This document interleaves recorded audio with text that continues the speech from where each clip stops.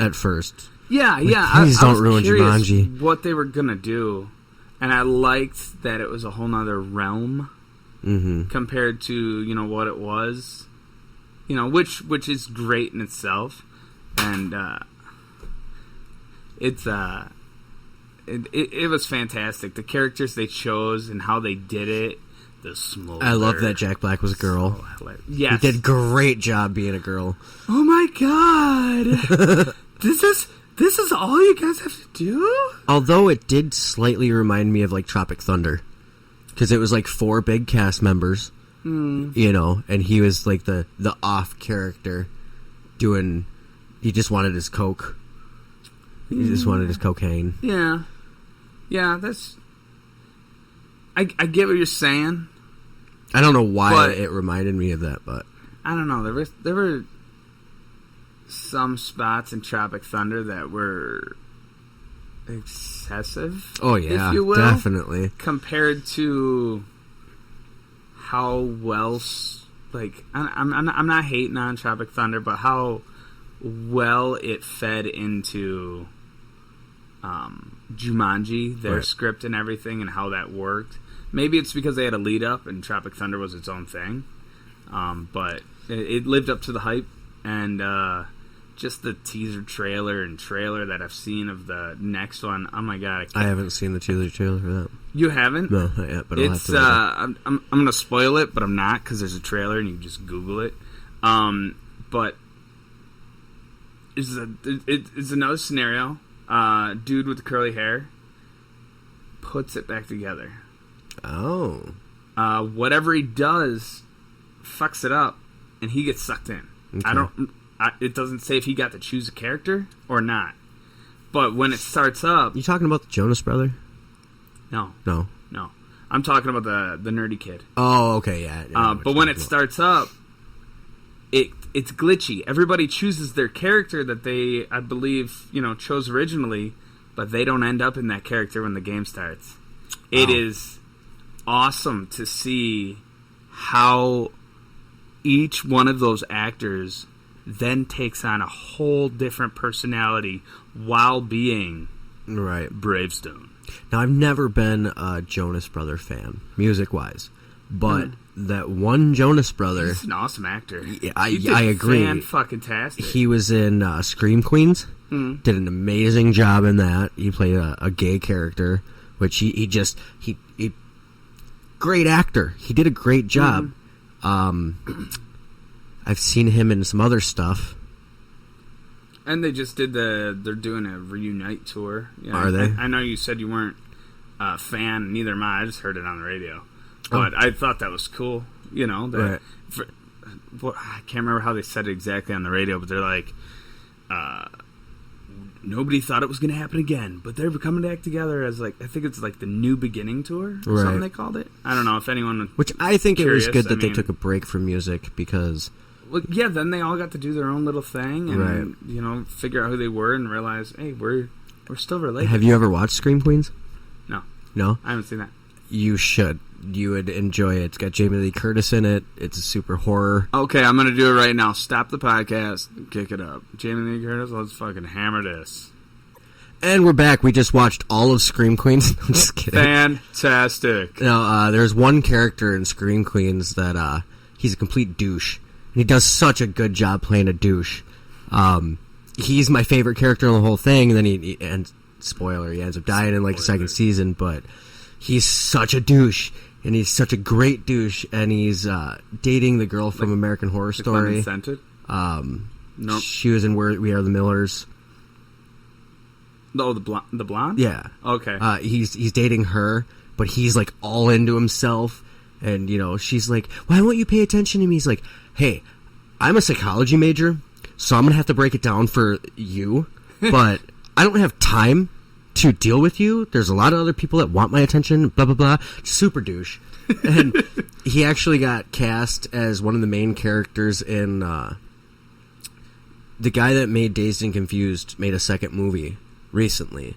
Okay. And it's not a sequel. Doesn't have any of the same characters from Dazed and Confused, but it's about the basketball team in the 80s instead of the 70s. Okay. And it's still his story, you know, because he's writing stories about when he is in school and stuff. Mm-hmm. So I believe it's called Everybody Wants Some. So it's another song name, you know, from that time. He did a really good job in that. I like that movie. Not as well as Dazed and Confused, but you know, that's a fucking classic, though. That movie.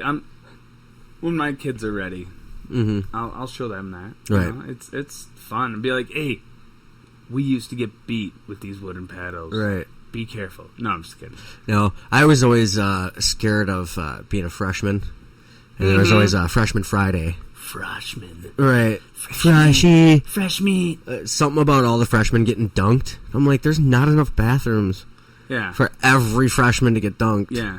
But it was still a worry. You know? Yeah, It's like getting hazed. But no one ever dunked me. Yeah. So.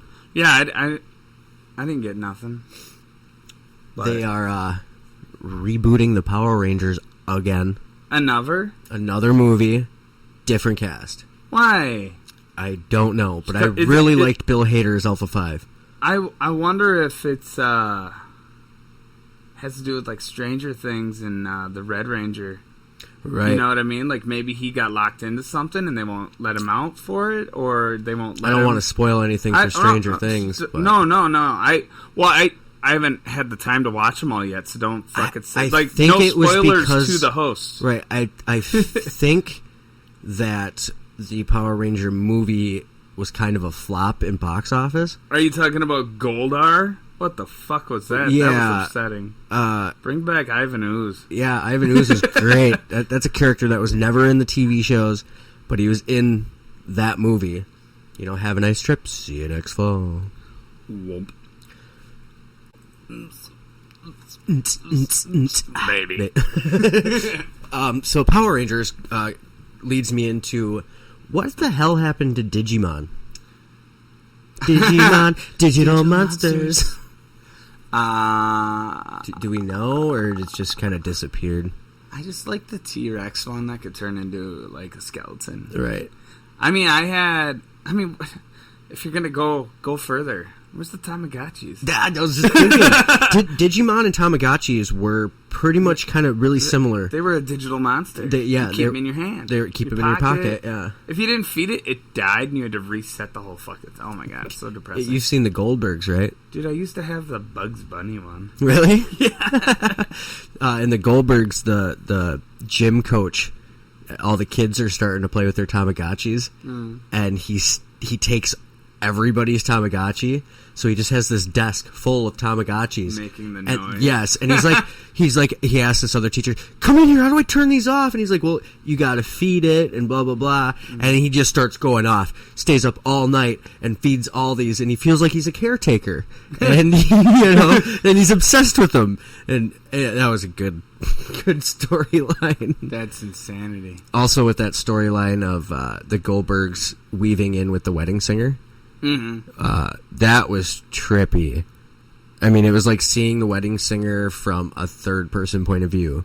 You know, like you know the movie front and back, but then you see the episode of the Goldbergs, and you're like in a different seat, you know, and you're watching him sing, and it's like it's like I'm here, but I'm not here because I was here. It's a memory flashback, and it's great. That's cool.